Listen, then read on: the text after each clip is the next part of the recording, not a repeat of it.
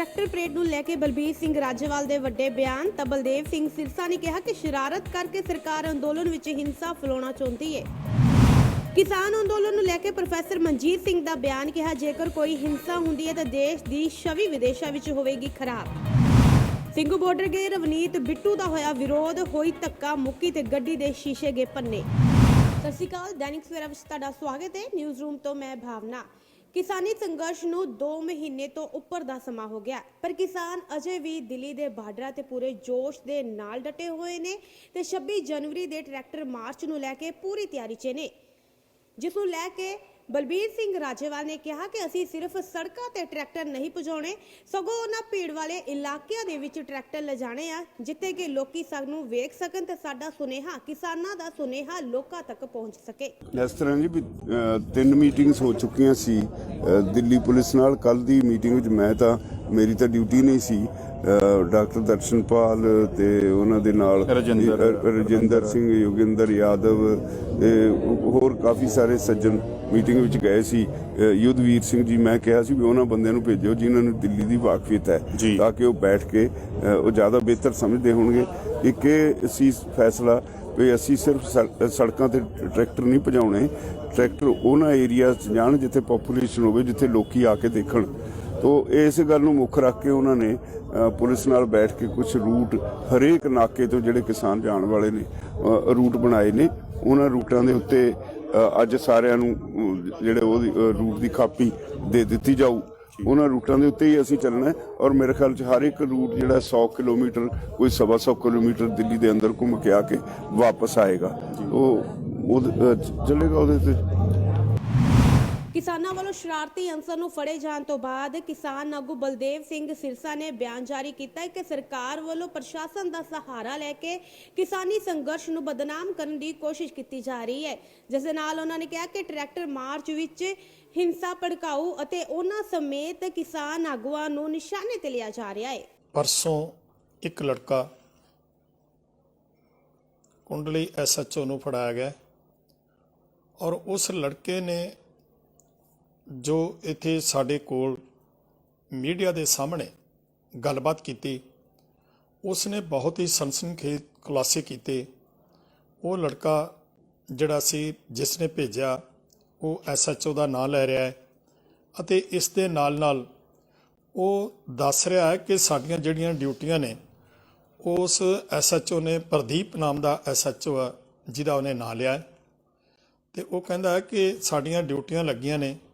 ਉਹ 10 ਆਦਮੀਆਂ ਦਾ ਗਰੁੱਪ ਦੱਸਦਾ ਹੈ ਜਿਸ ਦੇ ਵਿੱਚ 2 ਲੜਕੀਆਂ ਨੇ ਤੇ ਕੁਝ ਲੜਕੇ ਨੇ ਔਰ ਉਸਨੇ ਸਾਰੀਆਂ ਗੱਲਾਂ ਜਿਹੜੀਆਂ ਨੇ ਵੱਖ-ਵੱਖ ਸਾਰੀਆਂ ਦੱਸੀਆਂ ਕਿ ਕਿਸ ਤਰ੍ਹਾਂ ਸਾਨੂੰ ਜਿਹੜਾ ਹੈ ਇੱਥੇ ਭੇਜਿਆ ਗਿਆ ਵੀ ਕੁਝ ਲੜਕੀਆਂ ਉਹਦੇ ਨਾਲ ਨੇ ਤੇ ਉਹ ਆਪ ਹੈ। ਤੇ ਉਹ ਕਹਿੰਦਾ ਕਿ ਤੁਸੀਂ, ਉਸਨੇ ਦੱਸਿਆ ਕਿ ਮੇਰੀ ਜਿਹੜੀ ਡਿਊਟੀ ਆ ਉਹ ਇਹ ਲਾਈ ਗਈ ਸੀ ਕਿ ਤੁਸੀਂ ਪਤਾ ਕਰਨਾ ਹੈ ਕਿ ਇਹ ਜਿਹੜੇ ਕਿਸਾਨ ਇੱਥੇ ਪੰਜਾਬ ਤੋਂ ਆਏ ਨੇ ਇਹਨਾਂ ਦੇ ਜਿਹੜੇ ਨੇ ਕੋਲ ਕਿੰਨੇ ਕਿਸ ਕਿਸਮ ਦੇ ਹਥਿਆਰ ਨੇ ਤੇ ਤੁਸੀਂ ਹਥਿਆਰ ਚੈੱਕ ਕਰਨੇ ਆ। ਤੇ ਹਥਿਆਰ 'ਚ ਚੈੱਕ ਕਰਨ ਦੀ ਜਿਹੜੀ ਉਹਨਾਂ ਨੂੰ ਵਿਉਂਤਬੰਦੀ ਦੱਸੀ ਗਈ ਉਹ ਇਹ ਦੱਸਿਆ ਗਿਆ ਵੀ ਤੁਸੀਂ ਜਿਹੜੀਆਂ ਲੜਕੀਆਂ ਉਹਨਾਂ ਦੇ ਨਾਲ ਨੇ ਉਸ ਲੜਕੀ ਨੂੰ ਛੇੜਨਾ ਤੇ ਫਿਰ ਰੌਲਾ ਪਾ ਦੇਣਾ ਤੇ ਲੜਕੀ ਵੀ ਜਿਹੜੀ ਉਹ ਰੌਲਾ ਪਾਏਗੀ ਤੇ ਵੀ ਪਹਿਲਾਂ ਤੇ ਉਸ ਟਾਈਮ ਦੇ ਉੱਤੇ ਜਿਹੜੇ ਇਹ ਪੰਜਾਬ ਤੋਂ ਆਏ ਕਿਸਾਨ ਪੰਜਾਬੀ ਜਿਹੜੇ ਨੇ ਇਹ ਇੱਕਦਮ ਜਿਹੜਾ ਉਸ ਟਾਈਮ ਦੇ ਉੱਤੇ ਜਜ਼ਬਾਤ ਵਿੱਚ ਆ ਕੇ ਤੇ ਇਹ ਲੜਕੀ ਦੀ ਹਿਫਾਜ਼ਤ ਵਾਸਤੇ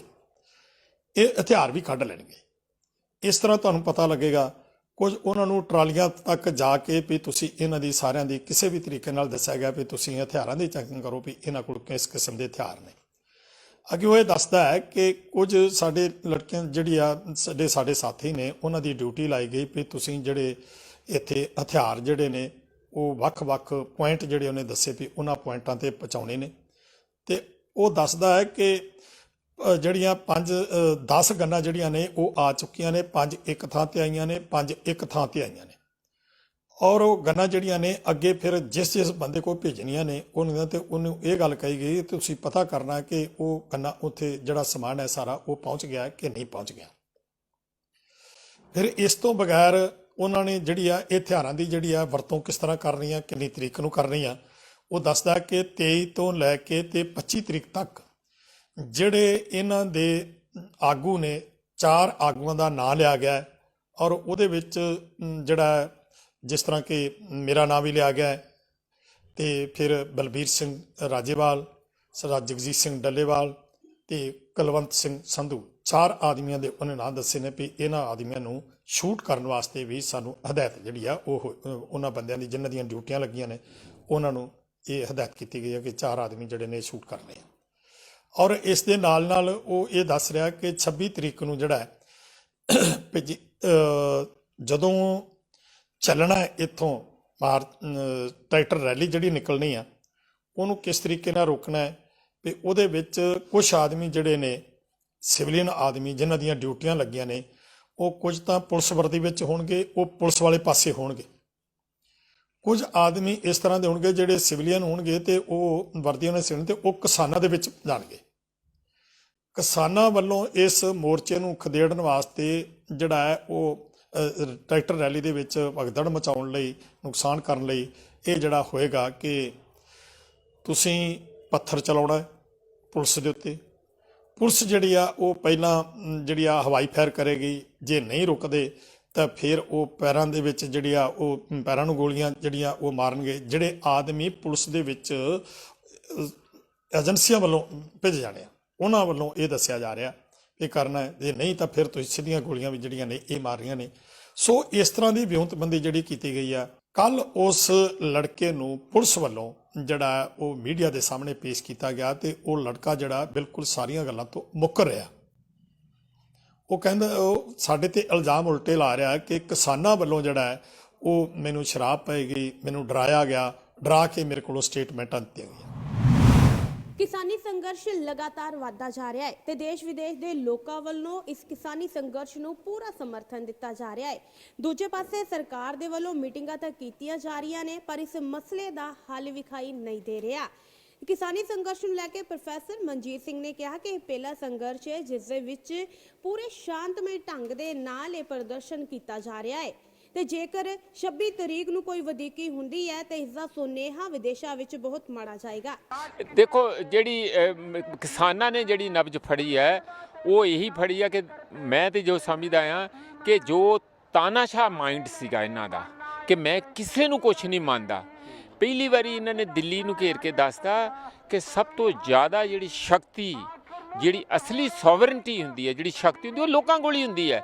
ਵੋਟ ਪਾਉਣ ਦੇ ਨਾਲ ਲੋਕ ਸ਼ਕਤੀ ਖਤਮ ਨਹੀਂ ਹੋ ਜਾਂਦੀ, ਉਹ ਤੁਹਾਨੂੰ ਇੱਕ ਡਿਊਟੀ ਦਿੱਤੀ ਜਾਂਦੀ ਹੈ ਕਿ ਤੁਸੀਂ ਪਾਰਲੀਮੈਂਟ ਜਾ ਕੇ ਸਾਡੇ ਲਈ ਕੰਮ ਕਰੋ ਔਰ ਤੁਹਾਨੂੰ ਉਹਦੇ ਲਈ ਤਨਖਾਹਾਂ ਦਿੰਦੀ ਹੈ। ਇਹੀ ਲੋਕ ਆਪਣੀਆਂ ਕਮਾਈਆਂ ਕਰਕੇ ਤੁਹਾਨੂੰ ਤਨਖਾਹਾਂ ਦਿੰਦੇ ਆ, ਸੁੱਖ ਸਹੂਲਤਾਂ ਦਿੰਦੇ ਆ, ਸਸਤੇ ਮੁਰਗੇ ਖਵਾਉਂਦੇ ਆ ਕੰਟੀਨਾਂ ਦੇ, ਭਾਵੇਂ ਹੁਣ ਰੇਟ ਬਦਲ ਦਿੱਤੇ ਆ ਉਹਨਾਂ ਨੇ, ਤੇ ਸਾਰਾ ਕੁਝ ਤੁਹਾਨੂੰ ਕਰਦੇ ਆ। 5-5 6-6 7-7 ਪੈਨਸ਼ਨਾਂ ਦਿੰਦੇ ਆ ਜਿੰਨੀ ਵਾਰੀ ਤੁਸੀਂ ਚੁਣ ਕੇ ਜਾਣ, ਤੇ ਤੁਸੀਂ ਇਹਨਾਂ ਦੇ ਉੱਤੇ ਕਰੋਗੇ। ਉਹਨਾਂ ਨੇ ਕਿਹਾ ਤੁਸੀਂ ਬਾਹਰ ਜਾਓ।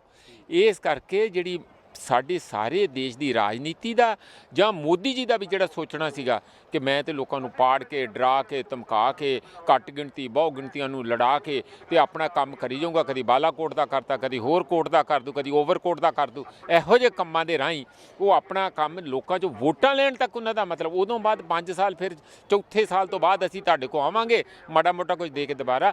ਉਸ ਗੱਲ ਦੀ ਚੇਨ ਜਿਹੜੀ ਲਗਾਤਾਰ ਆ ਰਹੀ ਸੀ ਉਹਨੂੰ ਤੋੜ ਕੇ ਦੱਸਤਾ। ਅਜੇ 1.5 ਸਾਲ ਹੋਇਆ ਮੋਦੀ ਸਰਕਾਰ ਨੂੰ, 3.5 ਸਾਲ ਕੱਢਣੇ ਆ ਔਰ ਉਹ 3.5 ਸਾਲ ਜੇ ਇਸੇ ਤਰ੍ਹਾਂ ਹੀ ਮੋਦੀ ਆਕੜ ਕੇ ਰਿਹਾ ਤੇ ਇਹ 3.5 ਸਾਲ ਉਹਨਾਂ ਨੂੰ ਕੱਢਣੇ ਔਖੇ ਹੋ ਜਾਣਗੇ। 26 ਜਨਵਰੀ ਨੂੰ ਦੇਖ ਲਿਓ, ਜੇ 26 ਜਨਵਰੀ ਨੂੰ ਖੁਦਾ ਨਾ ਖਾਸਤਾ ਜੇ ਸਰਕਾਰ ਨੇ ਕੋਈ ਵਧੀਕੀ ਕਰਤੀ ਜਿਹਦੀ ਸਾਨੂੰ ਬੜੀ ਸ਼ੰਕਾ ਆ, ਕਿਉਂਕਿ ਇਹ ਲੋਕ ਨਹੀਂ ਕਰਨਗੇ, ਜੇ ਇਹਨਾਂ ਨੇ ਕਰਨੀ ਹੁੰਦੀ ਹੁਣ ਤੱਕ ਕਰ ਦਿੰਦੇ। ਇਹ ਬਿਲਕੁਲ ਸ਼ਾਂਤਮਈ ਲੀਡਰਸ਼ਿਪ ਦੇ ਬਿਲਕੁਲ ਕਹਿਣੇ 'ਤੇ ਚੱਲਣ ਵਾਲੇ ਆ। ਬਿਲਕੁਲ ਮੈਂ ਕਹਿੰਦਾ ਇੱਕ ਲਾਮਿਸਾਲ ਇੱਕ ਨਵੀਂ ਕਿਸਮ ਦੀ ਰਵਾਇਤ ਹੈਗੀ ਆ ਦੇਸ਼ ਦੇ ਵਿੱਚ ਐਡੇ ਵੱਡੇ ਅੰਦੋਲਨਾਂ ਦੀ ਕਿ ਜਿਹੜੇ ਬਿਲਕੁਲ ਸ਼ਾਂਤਮਈ ਆ। ਪਰ ਜੇ ਕੋਈ ਇਹੋ ਜਿਹੀ ਉੱਥੇ ਹੋ ਗਈ ਔਰ ਫਿਰ ਦੇਖਿਓ ਪੂਰੇ ਦੇਸ਼ ਦੇ ਵਿੱਚ ਐਡਾ ਵੱਡਾ ਵਿਦੇਸ਼ਾਂ 'ਚ ਇਹਦਾ ਸੁਨੇਹਾ ਜਾਣਾ, ਪੂਰਾ ਦੇਸ਼ ਖੜਾ ਹੋ ਜਾਊਗਾ, ਦੇਸ਼ ਸਿਵਲ ਵਾਰ ਵਰਗੀ ਸਿਚੁਏਸ਼ਨ 'ਚ ਪਹੁੰਚ ਜਾਊਗਾ। ਮੈਂ ਤੁਹਾਨੂੰ ਅੱਜ ਇਹ ਕਹਿ ਰਿਹਾ, ਫਿਰ ਮੋਦੀ ਜੀ ਨੂੰ ਇਹ 3 ਕਾਨੂੰਨ ਕੀ ਆਪਣੀ ਸਰਕਾਰ ਤੋਂ ਵੀ ਹੱਥ ਧੋਣਾ ਪੈ ਸਕਦਾ। ਸਿੰਘੂ ਬਾਰਡਰ ਪਹੁੰਚੇ ਸੰਸਦ ਮੈਂਬਰ ਰਵਨੀਤ ਬਿੱਟੂ ਤੇ ਕੁਲਬੀਰ ਜੀਰਾ ਦਾ ਕਿਸਾਨਾਂ ਵੱਲੋਂ ਜ਼ਬਰਦਸਤ ਵਿਰੋਧ ਕੀਤਾ ਗਿਆ। ਦੱਸ ਦਈਏ ਕਿ ਰਵਨੀਤ ਬਿੱਟੂ ਉੱਥੇ ਇੱਕ ਜਨ ਸੰਸਦ ਲਈ ਪਹੁੰਚੇ ਸੀ, ਜਿੱਥੇ ਕਿ ਕਿਸਾਨਾਂ ਵੱਲੋਂ ਉਹਨਾਂ ਦਾ ਜ਼ਬਰਦਸਤ ਵਿਰੋਧ ਕੀਤਾ ਗਿਆ। ਉਹਨਾਂ ਨਾਲ ਧੱਕਾ ਮੁੱਕੀ ਹੋਈ ਤਾਂ ਉਹਨਾਂ ਦੀ ਗੱਡੀ ਦੀ ਭੰਨਤੋੜ ਕੀਤੀ ਗਈ। ਇਸ ਵੇਲੇ ਦੀ ਅਹਿਮ ਖਬਰ ਸਿੰਘੂ ਬਾਰਡਰ ਦੇ ਨਜ਼ਦੀਕ ਵਿਰੋਧ ਦੇ ਬਾਅਦ ਐਮਪੀ ਰਵਨੀਤ ਬਿੱਟੂ ਦਾ ਪਹਿਲਾ ਬਿਆਨ ਆਇਆ ਹੈ। ਬਿੱਟੂ ਨੇ ਕਿਹਾ ਹੈ ਕਿ ਮੈਂ ਕਿਸੇ ਦਾ ਕੋਈ ਗੁੱਸਾ ਨਹੀਂ ਰੱਖਦਾ, ਜਿਵੇਂ ਪਹਿਲਾਂ ਕਿਸਾਨਾਂ ਦੇ ਨਾਲ ਖੜਾ ਸੀ ਉਸੇ ਤਰ੍ਹਾਂ ਦੇ ਨਾਲ ਅੱਗੇ ਵੀ ਖੜਾ ਰਹਾਂਗਾ। ਆਪਣੇ ਫੇਸਬੁੱਕ ਪੇਜ ਦੇ ਉੱਪਰ ਬਿੱਟੂ ਨੇ ਲਿਖਿਆ ਹੈ ਕਿ ਮੈਂ ਦੱਸਣਾ ਚਾਹੁੰਦਾ ਹਾਂ ਕਿ ਮੈਂ ਬਿਲਕੁਲ ਠੀਕ ਹਾਂ। ਗੁਰੂ ਤੇਗ ਬਹਾਦਰ ਜੀ ਮੈਮੋਰੀਅਲ ਦੇ ਵਿੱਚ ਜਨ ਸੰਸਦ ਰੱਖੀ ਗਈ ਸੀ, ਜਿੱਥੇ ਬੁਲਾਇਆ ਗਿਆ ਤਾਂ ਅਸੀਂ ਵੀ ਉਸ ਦੇ ਵਿੱਚ ਭਾਗ ਲੈਣ ਗਏ, ਪਰ ਉੱਥੇ ਕੁਝ ਲੋਕਾਂ ਦੇ ਵੱਲੋਂ ਮਾਹੌਲ ਖਰਾਬ ਕੀਤਾ ਗਿਆ। ਬਿੱਟੂ ਨੇ ਅੱਗੇ ਲਿਖਿਆ ਹੈ ਕਿ 26 ਜਨਵਰੀ ਇੱਕ ਬਹੁਤ ਵੱਡਾ ਦਿਹਾੜਾ ਆ ਰਿਹਾ ਹੈ, ਕਿਸਾਨ ਅੰਦੋਲਨ ਸਿਖਰਾਂ ਤੇ ਪਹੁੰਚਿਆ ਹੋਇਆ ਹੈ। ਮੈਂ ਬਿਲਕੁਲ ਵੀ ਕਿਸੇ ਦਾ ਕੋਈ ਗੁੱਸਾ ਨਹੀਂ ਰੱਖਦਾ, ਜਿਵੇਂ ਪਹਿਲਾਂ ਕਿਸਾਨਾਂ ਦੇ ਨਾਲ ਖੜਾ ਸੀ ਉਸੇ ਤਰ੍ਹਾਂ ਅੱਗੇ ਵੀ ਖੜਾ ਰਹਾਂਗਾ। ਰਵਨੀਤ ਬਿੱਟੂ ਜਿਨ੍ਹਾਂ ਦਾ ਥੋੜੀ ਹੀ ਦੇਰ ਪਹਿਲਾਂ ਸਿੰਘੂ ਬਾਰਡਰ ਦੇ ਨਜ਼ਦੀਕ ਵਿਰੋਧ ਹੋਇਆ, ਐਮਐਲਏ ਜੀਰਾ ਵੀ ਉਹਨਾਂ ਦੇ ਨਾਲ ਮੌਜੂਦ ਸਨ, ਉਹਨਾਂ ਦੀ ਗੱਡੀ ਦੇ ਸ਼ੀਸ਼ੇ ਵੀ ਤੋੜੇ ਗਏ, ਧੱਕਾ ਮੁੱਕੀ ਤੱਕ ਦੀ ਨੌਬਤ ਵੀ ਆ ਗਈ ਤੇ ਸਭ ਦੇ ਬਾਅਦ ਰਵਨੀਤ ਬਿੱਟੂ ਦਾ ਪਹਿਲਾ ਬਿਆਨ ਆਇਆ ਹੈ ਕਿ ਉਹ ਕਿਸੇ ਦਾ ਕੋਈ ਗੁੱਸਾ ਨਹੀਂ ਰੱਖਦੇ। ਕੁਝ ਲੋਕਾਂ ਦੇ ਵੱਲੋਂ ਮਾਹੌਲ ਜ਼ਰੂਰ ਖਰਾਬ ਕੀਤਾ ਗਿਆ, ਲੇਕਿਨ ਉਹ ਪਹਿਲਾਂ ਵਾਂਗ ਕਿਸਾਨਾਂ ਦੇ ਨਾਲ ਅੱਗੇ ਵੀ ਖੜੇ ਰਹਿਣਗੇ। ਆਮ ਆਦਮੀ ਪਾਰਟੀ ਦੇ ਬੁਲਾਰੇ ਰਾਘਵ ਚੱਡਾ ਨੇ ਪੰਜਾਬ ਦੇ ਮੁੱਖ ਮੰਤਰੀ ਕੈਪਟਨ ਅਮਰਿੰਦਰ ਸਿੰਘ ਤੇ ਇਲਜ਼ਾਮ ਲਗਾਏ ਨੇ ਕਿ ਉਹ ਕੇਂਦਰ ਦੀ ਸਰਕਾਰ ਮੋਦੀ ਦੇ ਨਾਲ ਮਿਲੇ ਹੋਏ ਨੇ। ਇਸ ਦੇ ਨਾਲ ਹੀ ਉਹਨਾਂ ਨੇ ਕਿਹਾ ਕਿ ਮੁੱਖ ਮੰਤਰੀ ਨੂੰ 1 ਸਾਲ ਪਹਿਲਾਂ ਹੀ ਖੇਤੀ ਕਾਨੂੰਨਾਂ ਬਾਰੇ ਪਤਾ ਸੀ, ਪਰ ਉਹਨਾਂ ਨੇ ਕਿਸਾਨਾਂ ਤੋਂ ਇਹ ਗੱਲ ਲੁਕਾਈ ਤਾਂ ਉਹਨਾਂ ਨਾਲ ਧੋਖਾ ਕੀਤਾ। आज आरटीआई के हवाले से आम आदमी पार्टी ने एक बहुत बड़ा खुलासा किया है, जिसमें ये निकल कर आया है कि पंजाब के मुख्यमंत्री कैप्टन अमरिंदर राजा साहब उस 3 काले कानूनों को बनाने वाली कमेटी के मेंबर थे।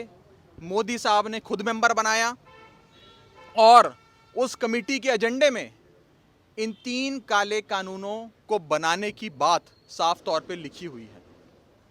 कैप्टन साहब लगातार बोलते रहे कि जी मैं कमेटी का मेंबर नहीं था, मैं तो मीटिंग में नहीं गया, कमेटी इन 3 काले कानूनों को बनाने के लिए बनी नहीं थी, तो कोई और चर्चा हो रही थी जी फाइनेंशियल मुद्दों पर।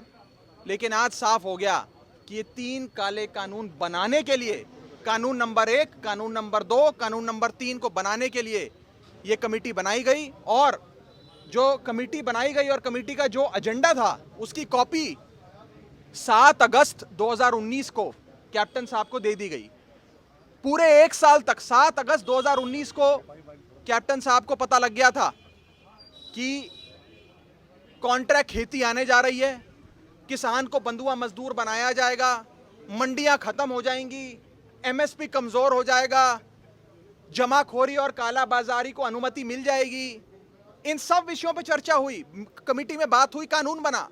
लेकिन 1 साल तक कैप्टन साहब ने किसी को इसकी भनक नहीं लगने दी, किसी के कानों कान खबर नहीं होने दी, ना पंजाब के किसान को बताया, ना किसान जत्थेबंदियों को इसके बारे में बताया। मुझे लगता है कैप्टन साहब ने पंजाब की आवाम के साथ गद्दारी करी है, धोखेबाजी करी है, और इस गद्दारी के लिए पंजाब की आवाम उन्हें कभी माफ़ नहीं करेगी। अगर कैप्टन साहब चाहते तो 1 साल पहले इस बारे में कि इस कमेटी में इन 3 काले कानूनों पे बात हो रही है, ये पंजाब को बता सकते थे, पंजाब की आवाम को बता सकते थे। और हो सकता है कि आज हमारे बड़े बुजुर्गों को सिंघू बॉर्डर पर खुले आसमान में इस कड़कती ठंड में रातें नहीं गुजारनी पड़ती। ਪੰਜਾਬ ਦੇ ਵਿੱਚ ਐਮਸੀ ਦੀਆਂ ਚੋਣਾਂ ਨੂੰ ਲੈ ਕੇ ਦੁਸ਼ਯੰਤ ਗੌਤਮ ਨੇ ਕਿਹਾ ਕਿ ਭਾਜਪਾ ਦਾ ਸੰਗਠਨ ਲੋਕਾਂ ਦੀ ਸੇਵਾ ਲਈ ਹੈ, ਨਾ ਕਿ ਕਿਸੇ ਅਹੁਦੇ ਨੂੰ ਪਾਉਣ ਲਈ ਹੈ। ਇਸ ਨਾਲ ਹੀ ਉਹਨਾਂ ਨੇ ਕਿਹਾ ਕਿ ਪੰਜਾਬ ਦੇ ਵਿੱਚ ਭਾਜਪਾ ਸਰਕਾਰ ਆਪਣੀਆਂ ਪੂਰੀਆਂ ਸੀਟਾਂ ਦੇ ਨਾਲ ਲੜੇਗੀ ਤੇ ਜਿੱਤ ਵੀ ਹਾਸਲ ਕਰੇਗੀ। पूरे देश के अंदर आप देखेंगे जहाँ हम चुनाव नहीं भी लड़ते हैं वहाँ हमारा संगठन होता है। केरल में भी हमारा संगठन है, आज अब वेस्ट बंगाल में भी हमारा संगठन है, क्योंकि हमारा संगठन सेवा के लिए होता है, एमपी एमएलए बनने के लिए कम होता है, एक माध्यम होता है हमारे लिए। आज हमारा अलायंस टूटा है, उन्होंने तोड़ा है, और इस कारण से आज हमें मौका मिल रहा है। और पार्टी में जहाँ सुबह से हम बैठक कर रहे हैं, हमने कोर ग्रुप की बैठक की है, व्यवस्थाएं लगाई हैं, सभी जिला अध्यक्षों की बैठक है। इतना हौसला कार्यकर्ताओं के अंदर, आप बेशक कहते हो कि विपरीत, मुझे लगता है बहुत अनुकूल परिस्थिति है। और हमें भारतीय जनता पार्टी ने नरेंद्र मोदी से सीखा है ये हर चुनौती को हम अवसर में कैसे बदलते हैं। ये हमारे लिए बहुत बड़ा अवसर है, और हम A to Z कोई भी सीट इंडिपेंडेंट नहीं, भारतीय जनता पार्टी के चुनाव चिन्ह पर लड़ेंगे। ਤੇ ਇਹ ਸੀ ਹੁਣ ਤੱਕ ਦੀਆਂ ਖਾਸ ਖਬਰਾਂ। ਵਧੇਰੇ ਜਾਣਕਾਰੀ ਲਈ ਜੁੜੇ ਰਹੋ ਦੈਨਿਕ ਸਵੇਰਾ ਦੇ ਨਾਲ। देश दुनिया की हर वड्डी खबर के लिए हुणे डाउनलोड करो number 1 news app Dainik Savera times.